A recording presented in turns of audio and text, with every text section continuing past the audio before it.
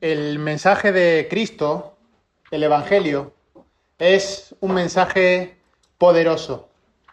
Es un mensaje cargado de esperanza. Una esperanza que no es comparable con ninguna otra cosa. Y hay una preciosa doxología, un himno de alabanza que se encuentra en Primera de Pedro, justo al principio de la carta, los versículos 3 al 5. Y me gustaría partir desde ahí en esta tarde. Primera de Pedro, capítulo 1, los versículos 3 al 5. Dice así esta doxología: Bendito sea el Dios y Padre de nuestro Señor Jesucristo, quien según su gran misericordia nos ha hecho nacer de nuevo a una esperanza viva, mediante la resurrección de Jesucristo de entre los muertos, para obtener una herencia incorruptible, inmaculada y que no se marchitará, reservada en los cielos para vosotros, que sois protegidos por el poder de Dios mediante la fe, para la salvación que está preparada para ser revelada en el último tiempo. Así que de acuerdo a estos versículos tenemos una esperanza viva.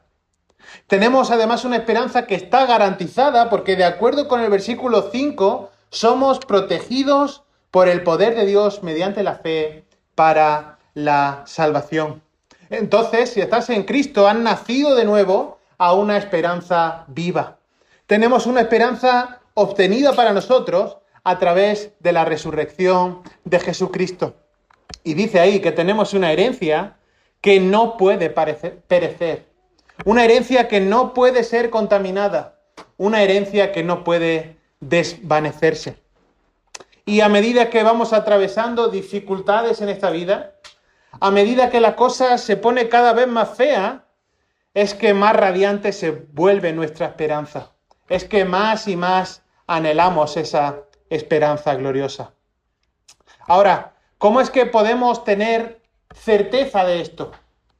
¿Cómo sé que esto que acabo de leer es verdad en mi vida? Bueno, realmente solo puedo cimentar esa esperanza sobre la verdad de la palabra de Dios, la verdad que nos apunta a Cristo y a sus méritos en la obra en la cruz. Así que el apóstol Juan escribe la primera carta de Juan, donde vamos a estar en esta tarde, para proporcionarnos una verdad objetiva, para animar a los verdaderos cristianos a que, si verdaderamente están en Cristo, pueden tener esperanza, la esperanza de la vida eterna. Y ese es verdaderamente el propósito de la epístola. Si vas ahí a Primera de Juan, en el capítulo 5, lo hemos leído ya varias veces, en el versículo 13 aparece el propósito de la epístola. Y dice: estas cosas os he escrito a vosotros, que creéis en el nombre del Hijo de Dios, fíjate, para que sepáis que tenéis vida eterna. Así que si voy a vivir mi vida a la luz de esta realidad, a la luz de esa esperanza gloriosa, entonces tengo que tener confianza en esa verdad. Quiero y necesito tener seguridad de salvación. Y por eso fue escrita esta carta, para afirmarnos que podemos vivir mirando hacia la eternidad, hacia lo que está por venir, porque poseemos asegurada la vida eterna. Y Juan en esta carta está dando algunas marcas, algunas pruebas de vida por las cuales podemos ver eso, que realmente estamos en Cristo, que realmente tenemos una esperanza eterna. Y era tremendamente necesario que Juan, movido por el Espíritu Santo, escribiera esto, que se dieran estas pruebas, que se dieran estas marcas para el cristiano en este tiempo, porque como ya vimos, estaban bajo el ataque, bajo la influencia hostil de los falsos maestros. Y recuerda, ¿qué hacían estos falsos maestros? ¿A qué se dedicaban los falsos maestros? Bueno, sencillamente daban una falsa esperanza basada en un mensaje falso.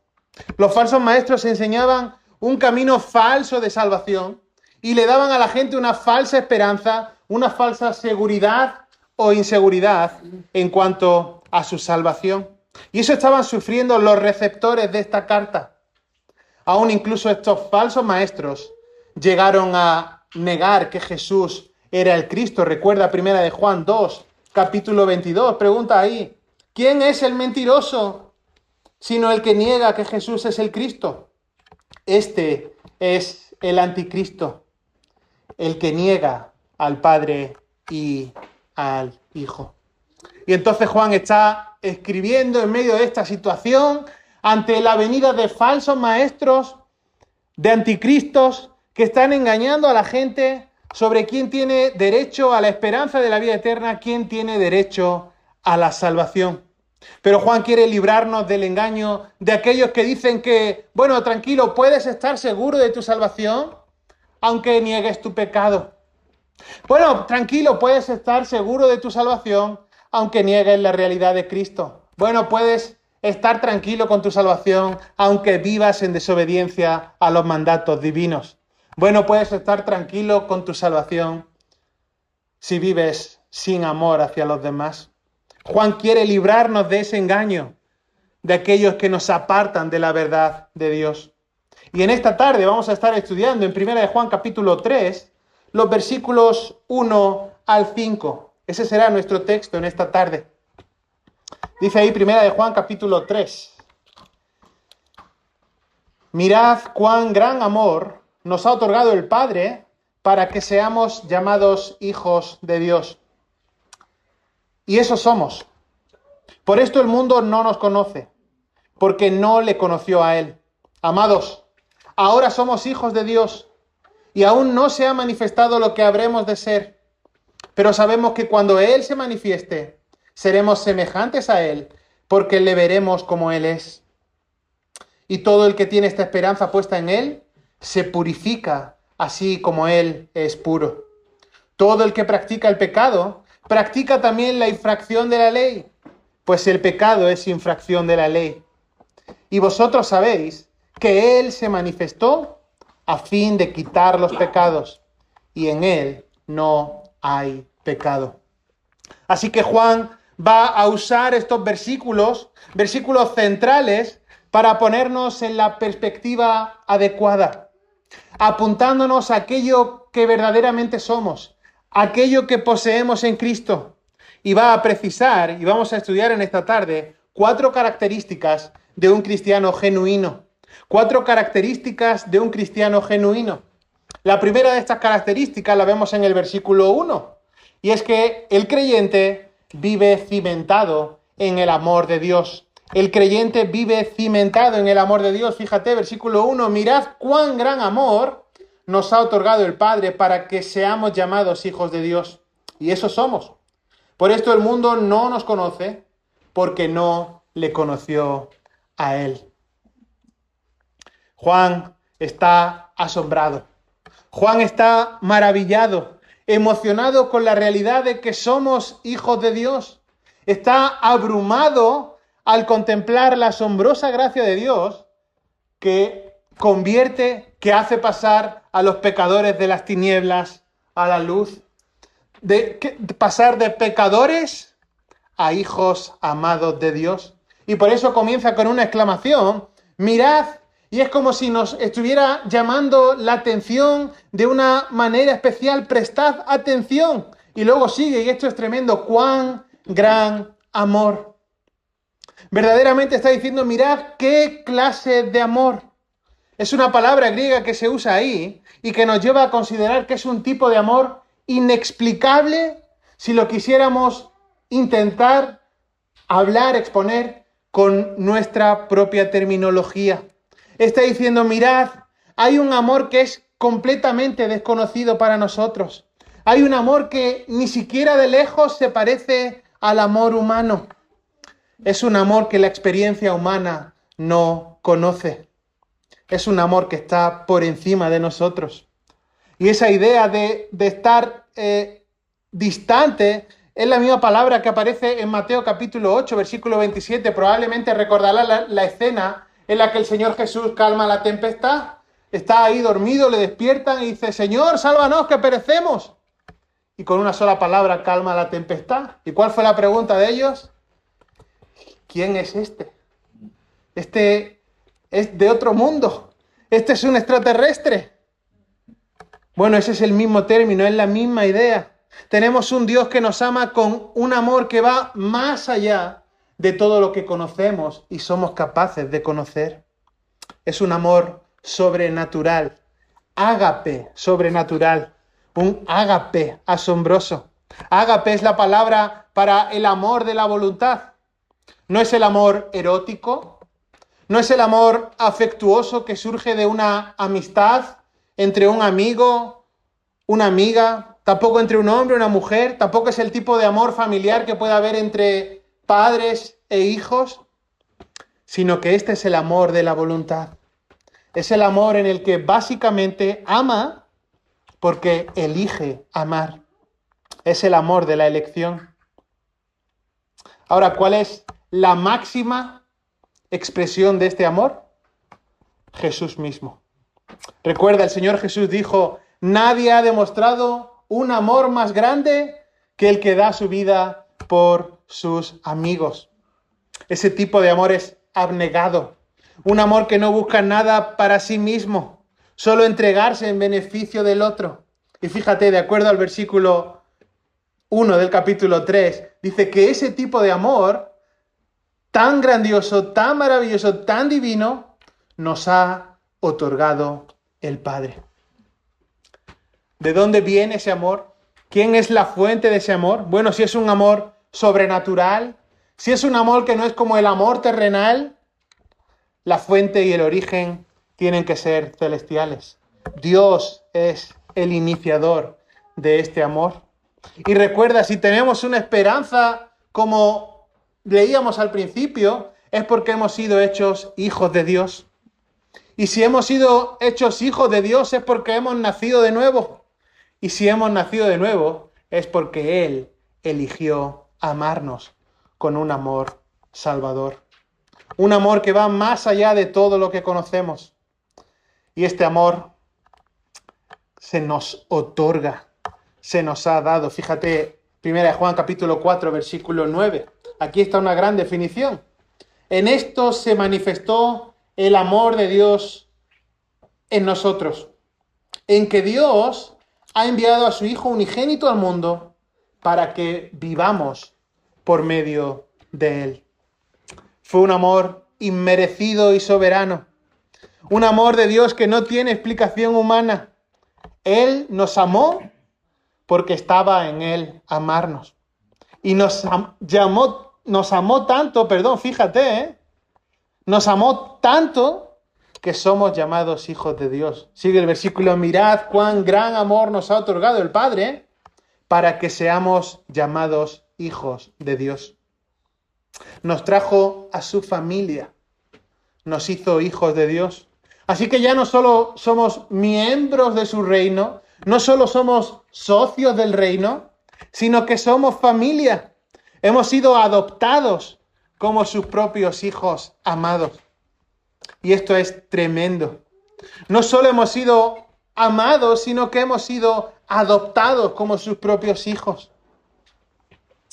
Sin duda, nuestra posición espiritual, nuestra esperanza, aquello que está por venir, todo está meteorizado por el amor soberano de Dios.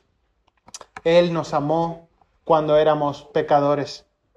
Él me amó cuando yo era su enemigo, cuando estaba enemistado, y me hizo su hijo. Ahora, decimos Dios es amor, y esto es una verdad bíblica. Pero la realidad del amor de Dios no niega el resto de los atributos que definen el perfecto carácter de Dios.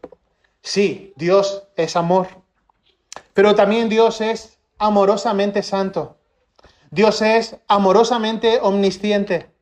Dios es amorosamente justo. Dios es amorosamente vengativo. Dios es amorosamente misericordioso. Y todo esto está perfectamente mezclado en la persona de Dios. El amor está intrínsecamente en la esencia de Dios, de modo que todos y cada uno de los atributos que definen su perfecto carácter están impregnados, están bañados por cada uno de los demás atributos. Todo está esencialmente cubierto por el amor. Así que el creyente está cimentado en el amor de Dios. Y esto tiene que traer gran ánimo, gran fortaleza para el creyente, porque hemos sido amados, adoptados y aceptados por Dios en Cristo. Y ahora recuerda Romanos capítulo 8, nada nos podrá separar del amor de Dios que es en Cristo. Ahora, de acuerdo con la segunda parte del versículo 1, dice que la gente, aquellos que no son regenerados, no pueden comprender quiénes somos realmente. Recuerda, Él nos ha amado con un gran amor, hemos sido llamados hijos de Dios, somos eso, somos hijos de Dios, adoptados por Dios, pero sigue el versículo y dice, por esto el mundo no nos conoce, porque no le conoció a Él. ¿Por qué? Bueno, porque Romanos capítulo 8, cuando está hablando acerca de la gloria futura, acerca de aquello que está por venir, dice que la manifestación gloriosa de los hijos de Dios aún no ha sucedido. Y dice ahí que la creación aguarda ansiosamente la revelación de los hijos de Dios. Claro, estas personas que no tienen a Cristo, estas personas que viven en el mundo, no tienen idea de que el Espíritu de Dios vive en nosotros, habita en nosotros. No saben que nuestra mente, nuestro corazón está inundado por la esperanza de la vida eterna. Pero esto no debe de sorprendernos, porque tampoco tenían idea de quién era Jesús. No le conocían, no sabía quién era Él. Así que tampoco saben quiénes somos nosotros. Fíjate, final del versículo. Por esto el mundo no nos conoce, porque no le conoció a Él. Y el mundo no nos puede entender. Hemos sido amados para ser hijos de Dios. Y el mundo no tiene idea de quiénes somos. Así que no estamos en igualdad de condiciones con el mundo. Nosotros tenemos la verdadera vida de Dios. Nosotros tenemos la verdad. Ahora esto, lejos de llenarnos de orgullo, debería humillarnos. Porque en términos humanos no somos tan diferentes a ellos, salvo por la gracia de Dios, por la maravillosa gracia de Dios. Ahora, en segundo lugar, una segunda característica, el creyente es cada vez más conformado a la imagen de Cristo. Fíjate lo que dice el versículo 2. Amados, ahora somos hijos de Dios y aún no se ha manifestado lo que habremos de ser, pero sabemos que cuando Él se manifieste, seremos semejantes a Él porque le veremos como Él es. Vemos la idea de semejanza a Cristo. Y el mundo verdaderamente verá quiénes somos en la gloria de la resurrección. Pero hasta entonces simplemente tienen que aceptar lo presente. Pero es interesante lo que dice el inicio del versículo 2. Dice, amados, ahora somos hijos de Dios. Es ahora, no es en el futuro. Somos hijos de Dios ahora mismo, en este momento, si estás en Cristo. Somos hijos de Dios ahora mismo, aunque el mundo no lo sepa. Sigue diciendo el versículo, y aún no se ha manifestado lo que habremos de ser. Y aquí está la clave para mirar hacia la eternidad, para mirar hacia la gloria futura, para mirar hacia esa esperanza viva. Dice al final del versículo 2, pero sabemos que cuando Él se manifieste, seremos semejantes a Él, porque le veremos como Él es. Esto es tremendo. Y siendo simplificador, siendo simplista, lo que está diciendo aquí es que cuando llegue al cielo, seré como Jesucristo.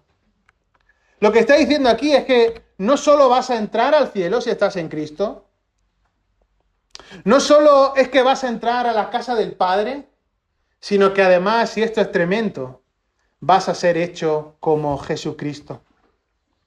Cuando pensemos en la eternidad, cuando pensemos en aquello que está por venir, piensa en esta realidad.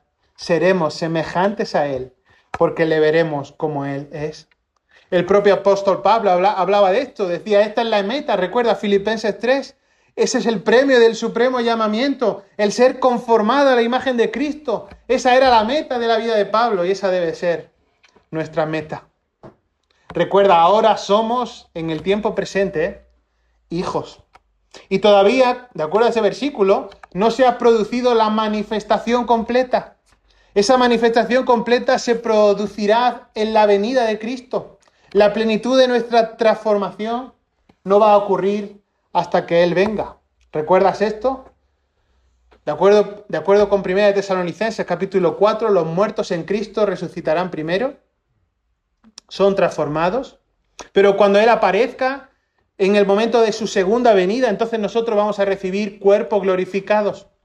Primero los creyentes en la iglesia y luego los santos del Antiguo Testamento. Al final del tiempo de tribulación, cuando Él venga a establecer su reino. En ese punto, entonces seremos hechos como Él y le veremos tal como Él es. Ahora, ¿por qué Dios ha hecho esto? ¿Por qué?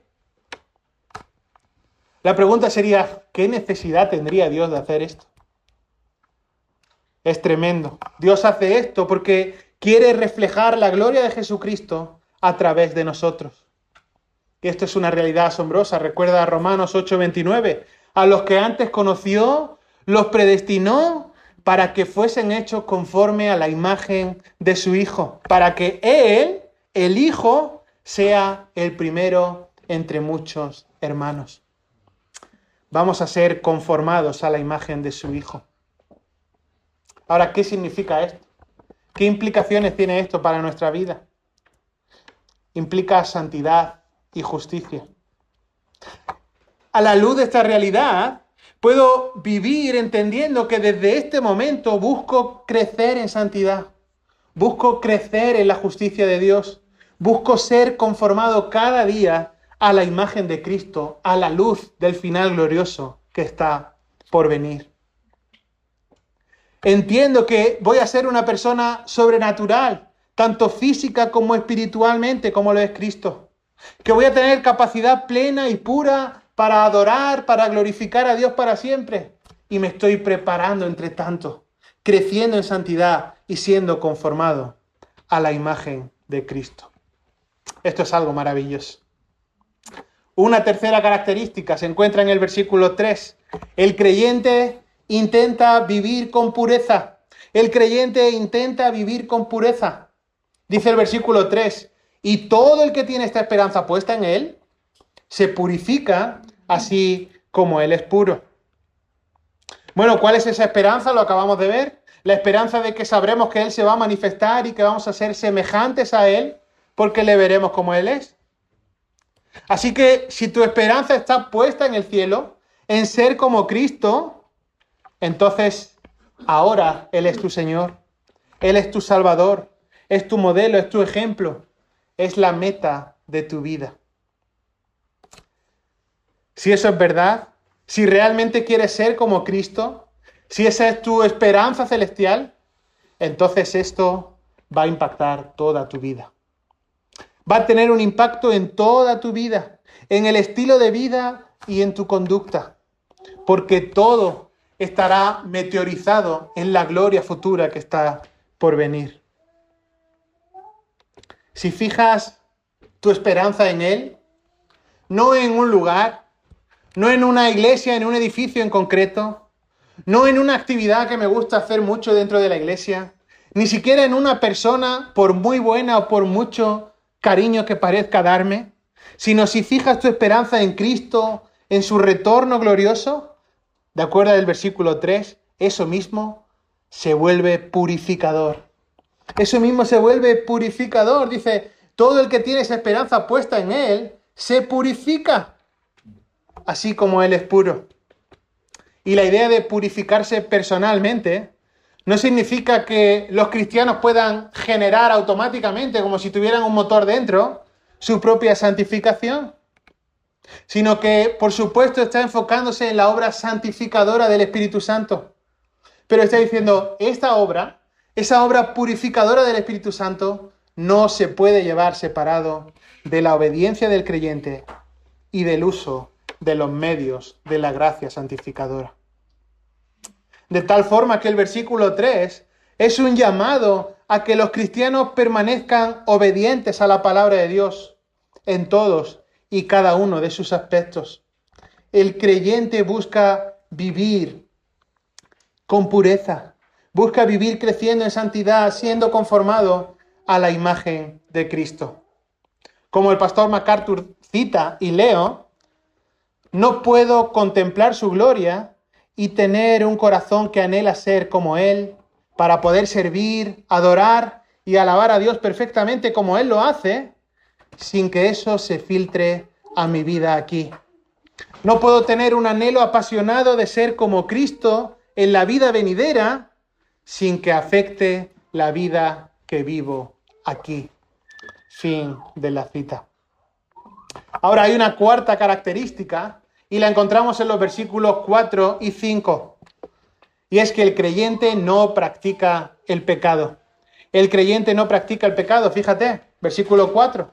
Todo el que practica el pecado practica también la infracción de la ley, pues el pecado es infracción de la ley. Y vosotros sabéis que Él se manifestó a fin de quitar los pecados, y en Él no hay pecado. El pecado es errar el blanco, es transgredir la ley de Dios, es ofender a Dios.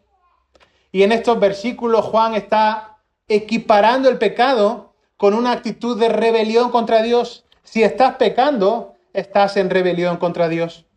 Y en esto, queridos hermanos y amigos, no hay excepciones. No hay manga ancha. Dice el versículo 4 que todo el que practica, esto es, todo aquel que habitualmente comete pecado, es decir, que su vida está marcada por un carácter pecaminoso, habitualmente anda cometiendo pecado, infringe también la ley. Y eso no es la característica de un creyente genuino.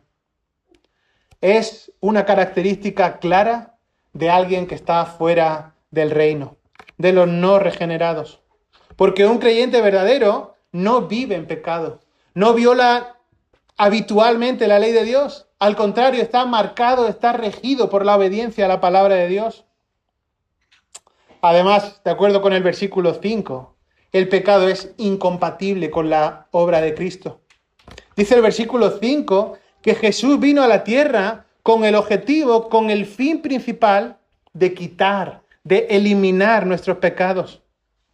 Por tanto, sería totalmente incongruente con la obra redentora de Cristo en la cruz que alguien que diga ser cristiano, que se manifieste a sí mismo como cristiano, continúe viviendo en pecado. Esto no es posible, es un sinsentido. Cristo vino para destruir el pecado.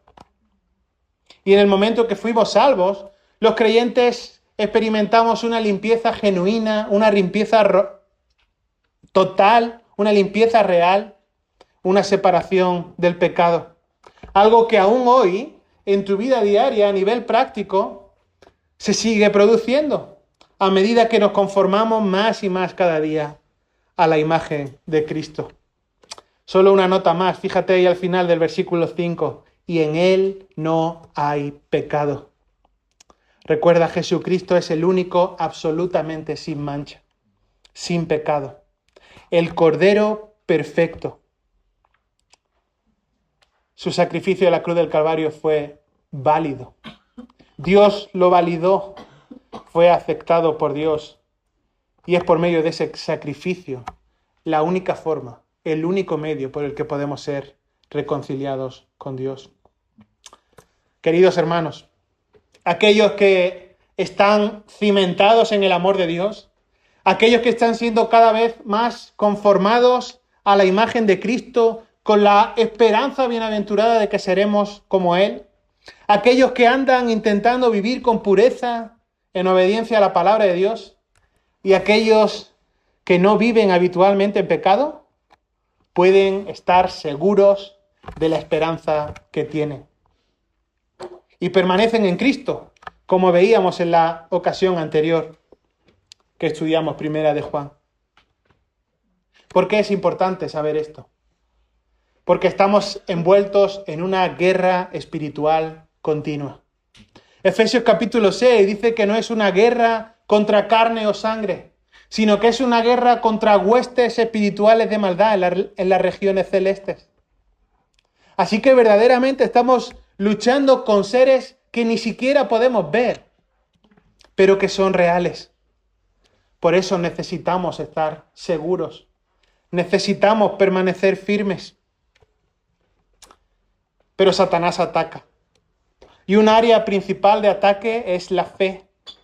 Satanás trata constantemente de plantar dudas, de sembrar temores en tu corazón, de hacerte flaquear, de hacerte tambalear, para que así flaquee y tambalee tu esperanza. Por eso necesitamos estar firmes. Necesitamos estar afirmados en la verdad, vivir confiados en Cristo, pero también vivir examinando nuestra vida, examinando nuestra fe a la luz de la palabra y viviendo vidas que glorifiquen a Dios. Vamos a orar.